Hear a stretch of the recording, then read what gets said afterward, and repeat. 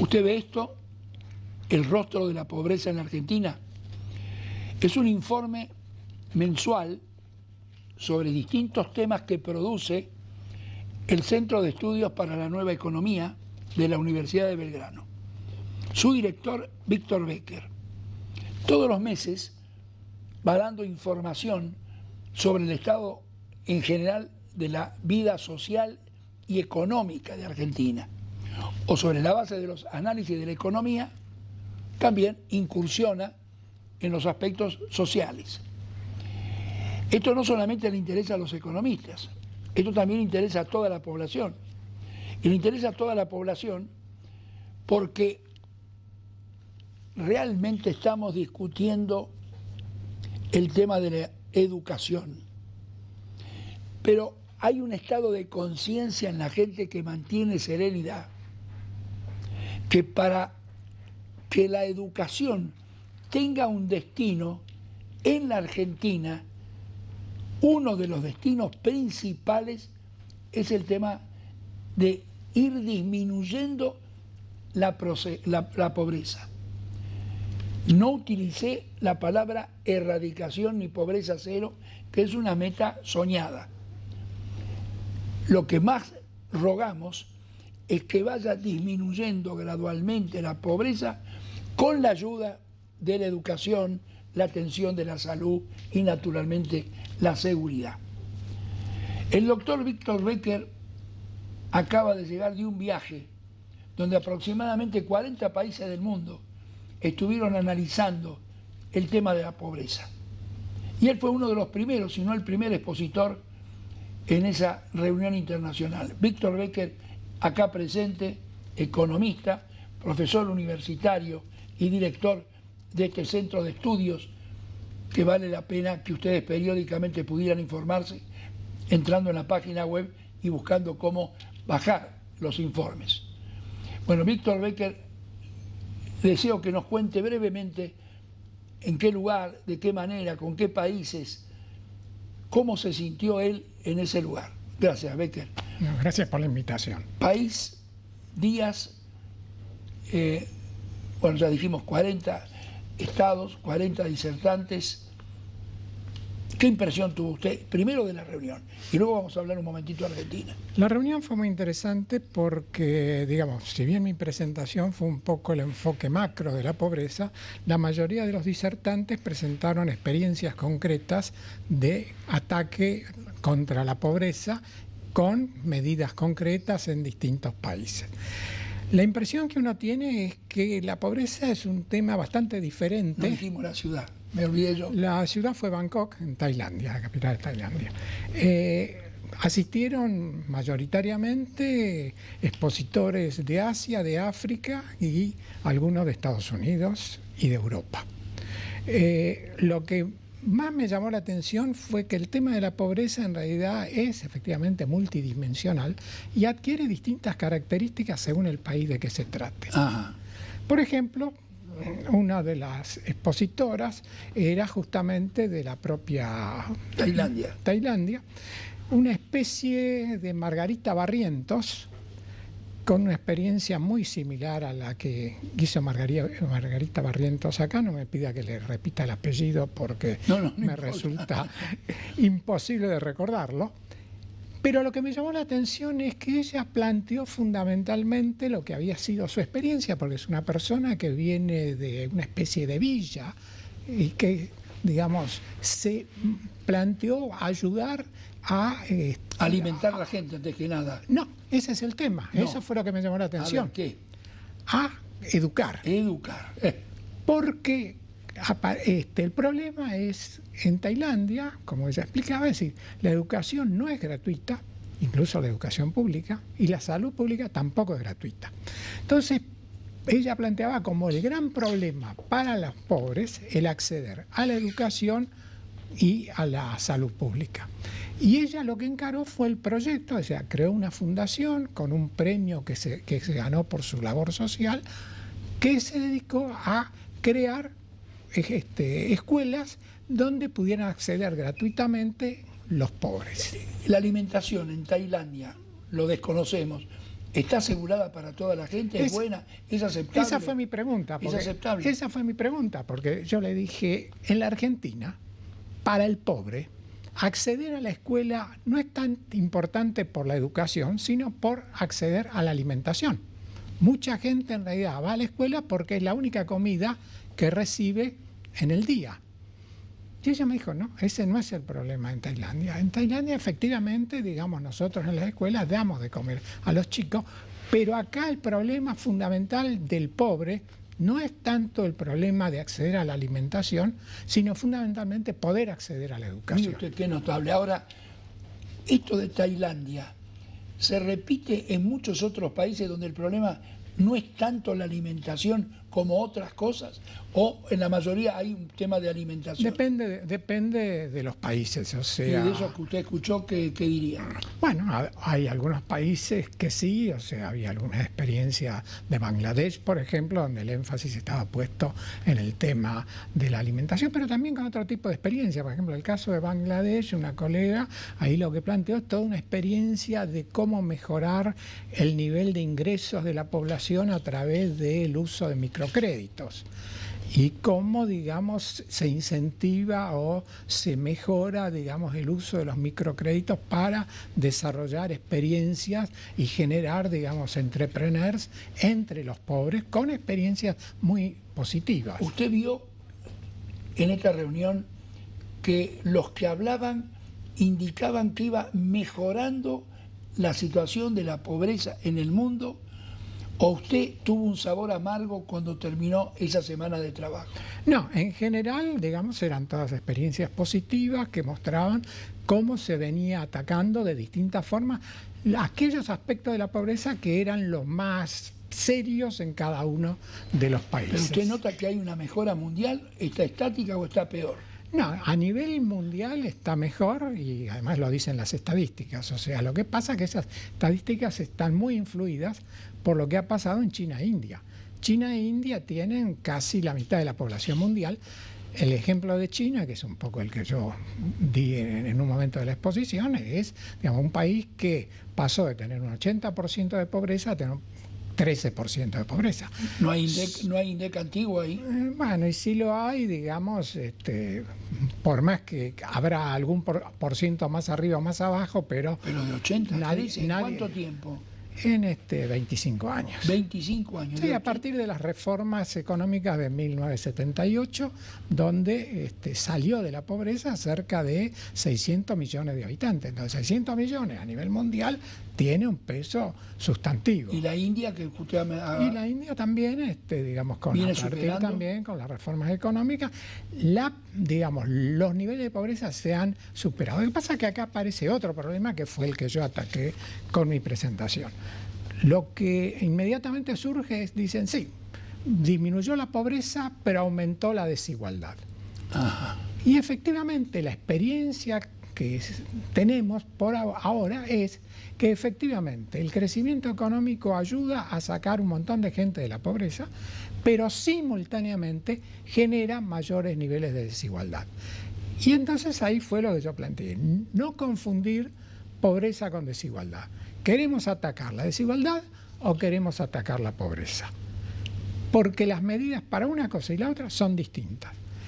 Y efectivamente la experiencia que hay es que si uno quiere atacar la pobreza, va a tener que asumir o aceptar niveles crecientes de desigualdad. A ver, es la experiencia de China, es la experiencia de la India y es la experiencia, que fue la primera que yo vi de cerca, de Chile. Perdón, ¿esto qué quiere decir? ¿Que hay más ricos o un grupo de ricos cada vez atesora más con los que tienen menos? ¿Esa diferencia que ustedes los economistas permanentemente hablan o habla de otra diferencia? No, le doy el ejemplo más claro, el de China. En China había un 80% de pobres en un país que era absolutamente igualitario. Todo el mundo era pobre. El 80% de la población era pobre, o sea, la gran mayoría era pobre. Cuando disminuye la pobreza, gracias al crecimiento económico, simultáneamente con eso crece mucho más el ingreso de los sectores de aquel 20% anterior de arriba, Y entonces aparece el fenómeno de los millonarios y multimillonarios en China, que yo lo he visto cuando he estado en China. Pero los que han bajado, los que han pasado de aquí abajo a clase media baja, clase media media, son millones y millones. Bueno, entonces la pregunta es justamente, ¿cuál es nuestra prioridad? Porque efectivamente, digamos, y esto... ¿Usted asegura que hay una relación directa en que se va saliendo de la pobreza y los ricos de pronto en el mundo pueden ser todavía más ricos? Porque cuando crece la economía, crece mucho más rápido el ingreso de los sectores que están arriba que el de los de abajo. Entonces, el crecimiento económico per se genera mayor desigualdad. Y esto lo ha planteado un economista bastante conocido, el economista jefe, fue economista jefe del Banco Mundial y fue ministro de Finanzas en India, Kaushik Basu, que planteó que justamente, dado que este fenómeno rige, lo que hay que hacer es elegir cuál es el nivel de desigualdad que una sociedad está dispuesta a soportar en aras de bajar los niveles de pobreza. A ver, por eso tengo que utilizar cada minuto. ¿Cómo se sintió usted o cómo sintió a la Argentina en ese concierto de naciones? Muy atrasada. Dígalo, le duele, como me duele a mí. Yo le digo, yo fui a Bangkok, estaba en Bangkok. Sí. Un país que hasta hace muy poco estaba catalogado como un país pobre. En Bangkok, digamos, uno no ve indigentes en las calles, no nota la pobreza, según dicen ellos, bueno, la pobreza está en el campo. Pero el campesino no se muere de hambre porque por lo menos arroz cultiva y con eso come. Pero en la ciudad, por ejemplo, donde la congestión del tráfico es mucho peor que en la Argentina, que en Buenos Aires, ellos en los años 90, a partir del 2005, construyeron un subterráneo ultramoderno con aire acondicionado en los vagones y en las estaciones, y como otra forma de descongestionar el tránsito, construyeron también un tren elevado. Los dos elementos permiten eludir el problema del tránsito, que de todas maneras sigue siendo crítico. ¿Con qué se hizo esto? Bueno, se aprovechó que en los años 2000 había una abundancia de fondos prestables en el mundo y ellos aprovecharon esos fondos para construir dos obras fundamentales de infraestructura. Y los utilizaron bien esos préstamos. Y los utilizaron, digo. Obviamente, también hay denuncias de habrá que corrupción y demás, pero hoy en día yo voy y para moverme dentro de la ciudad me puedo mover con un subte. O con un tren elevado. O con un tren elevado, los dos con aire acondicionado, etcétera. Bien, ahora vuelvo a repetirle, usted notó que Argentina está mal, vamos a poner... Sí, yo hago la comparación, yo vengo acá, tomo un subte y de pronto el gran avance es que algunos trenes tienen aire acondicionado, pero son vagones de hace 30 o 50 años. Tenemos un nivel de pobreza del 30%. O sea, 33, no, usted lo dice acá. Un tercio de la población bajo la línea de pobreza. Ahora, usted acá explica, por favor, ve que le diga esto que usted explica acá al comienzo, no sé si se lo acuerda, sí, cuando dice, cómo determinar el nivel de pobreza y qué cantidad de gente la que está en este... tenemos este es un estudio serio, una tercera parte de la población en situación de pobreza. ¿Eso qué quiere decir en números? Aproximadamente 14 millones de argentinos bajo la línea de pobreza. ¿Y quién son pobres, según ese...? Para ser pobre puede darse por dos razones, o porque no percibe ingresos o porque los ingresos están por debajo de la línea de pobreza. En primer lugar están los que son desocupados, por más que reciban algún plan social, están por debajo de la línea de pobreza. Eso son aproximadamente 2 millones y pico, un poco menos de 2 millones y medio. Y hay, por otro lado, casi 12 millones que son pobres de ingresos, o sea, que perciben ingresos, pero que no les alcanza para cubrir sus necesidades. ¿Cuál sería básicas. el monto en el mes de marzo? Bueno, en el mes de marzo no recuerdo, porque el último dato que publicó el INDEC era cuando se hizo del trimestre del año pasado. El segundo trimestre del año pasado, y ahí se hablaba para una familia tipo de 12.500 pesos Hoy mensuales. sería un poquito más. Y hoy sería bastante más, debe andar por 15 o 16 El mil que pesos. cobra, la familia que tiene un ingreso inferior a 15 ya está. Está en la pobreza. ¿Y de la indigencia? Y en la indigencia en ese momento eran 1.500, calculemos que hoy será 2.000, una cosa así. Pero usted habla de los que están registrados y de los que no están registrados. Yo digo, esto a la población, por favor. ¿Dónde están localizados los pobres de ingreso? Y digo, primero hay un núcleo muy importante que es todo el trabajo no registrado. Normalmente, salvo digamos algunas excepciones, pero normalmente en las encuestas que se han hecho, que hemos hecho incluso nosotros, el trabajador no registrado, o sea que está en negro, cobra la mitad del que está en blanco. Y ahí es donde hay una buena parte de la pobreza. Entonces, una de las cosas que investigamos es ¿dónde trabajan los que no están registrados? ¿Dónde? El 70% es en empresas de menos de 10 trabajadores. O sea, de 1 a 10 trabajadores, ahí es el grueso del 70% no registrado.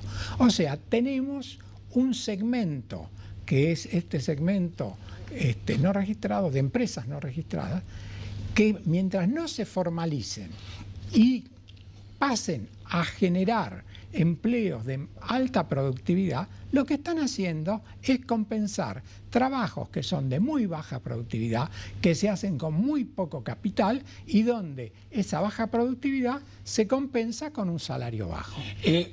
Usted dice que usted acá empieza a proponer cómo atacar la pobreza. Por favor, ¿puede explicarlo? Bueno, lo que señalo es eso. Para mí el problema es básicamente transformar, reconvertir al sector informal de la economía.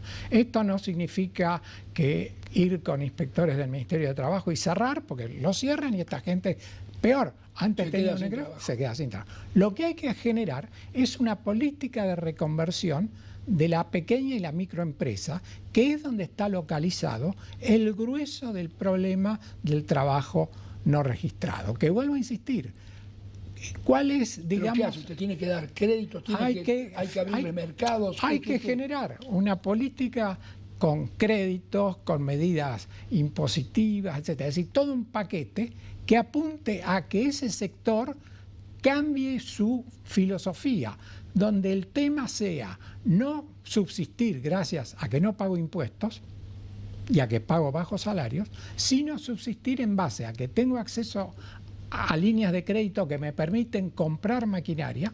Con esa maquinaria puedo pagar salarios mucho más altos porque esos trabajadores ahora rinden mucho más y puedo pagar impuestos, puedo pagar salarios de calidad. ¿Quién asesora a esa gente, doctor Becker? Hay miles y miles en el país que estarán viendo y diciendo, ¿quién me ayuda? ¿Quién me asesora? ¿Un banco? ¿Un colegio secundario?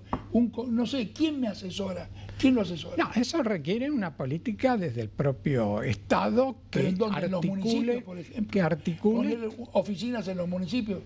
En una época existía a nivel nacional una Secretaría de Pequeña y Mediana Empresa, eso hoy creo que ya no existe, y no existe una política específica de reconversión de ese segmento que, vuelvo a insistir, representa aproximadamente 5 millones de empleos, la mayor parte de los cuales son empleos de muy baja calidad. ¿Ahí los gobernadores pueden lucirse reuniendo a los intendentes y trabajando este tema? Sí, yo creo que esto tendría que ser una política de Estado. Esto requiere, digamos, de un enfoque muy diferente al enfoque que hemos tenido hasta ahora, que básicamente apunta a decir, bueno, cada tanto decimos hay que combatir el empleo en negro, entonces salimos a buscar talleres clandestinos y los clausuramos, pero no damos nada a cambio. Esto al revés, requiere una política proactiva donde de alguna manera se diga, en tanto tiempo vamos a reducir y a eliminar el trabajo en negro sobre la base de ofrecer alternativas de trabajo en blanco con inversión de capital, con incentivos de créditos, con incentivos. Lo encaro con este gobierno y seguramente que como tendría éxito, el que venga, aunque esté en la oposición, lo va a tener que continuar porque tiene éxito. Por eso digo, creo que debe ser una política de Estado. Esto tiene que ser... Sí, pero poner de acuerdo de acá los dirigentes políticos, bueno, ya vamos a hablar en el otro bloque de este tema. Ahora, ¿usted cree que tendría que haber ido algún ministro argentino a presenciar esto? Bueno, no sé si necesitaba presenciar, pero en todo caso me parece que es importante de alguna manera... escuchar lo que pasó. Escuchar lo que pasó, incluso... ¿Cómo se accede a ese material? Está en Internet. ¿En Internet en qué? ¿Dónde hay que buscarlo? Conference on Poverty and Social Protection. ¿Quién es el convocante?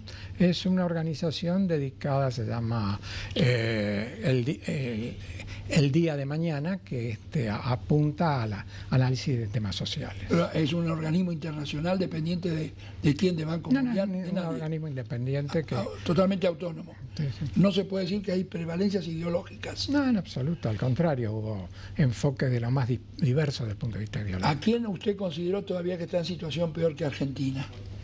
Bueno, hay países que están... Muchos. Bueno, es decir, digamos, en términos absolutos, digamos, los pobres de Bangladesh o incluso los pobres de la India probablemente estén en peor situación que los de Argentina.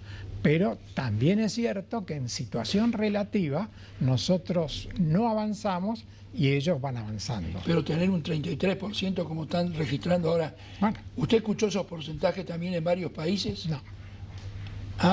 Eso es lo que le quería preguntar. No, por eso le digo. O sea, ¿usted cree que no hay muchos países que tengan un 30-33% catalogados como... Hay países que tienen hasta el 50%, para no ir demasiado lejos. Nicaragua tenía cerca del 50% Haití, ¿no? En situación de pobreza. Pero de todas maneras yo creo que hay que mirar hacia los que fueron avanzando y no consolarnos con los que están estancados o retrocediendo. Y los que van avanzando, por lo que yo veo, están en distintos lugares del mundo. No es una sola región. No, pero en general lo que han hecho sí es tener políticas activas en materia de crecimiento y de ataque a la pobreza. Que es todo lo que hablamos acá todos los días. ¿Y qué nos falta? La decisión de tomar ejemplos y ponerlos en la práctica. Quizás es un vicio argentino hablar mucho y hacer poco. Diagnosticar. Ya Ortega y Gasset dijo argentinos a las cosas. Diagnosticar y quedarnos en el diagnóstico, ¿no? O tener debates a trompadas todos los días, pero después no sabemos cómo llevar adelante la reforma. Sí, o ir en una dirección y después ir exactamente en la contraria, con lo cual volvemos al punto de partida. Muchas gracias, doctor Becker. Gracias por Hemos cumplido, muchas gracias. Hasta luego.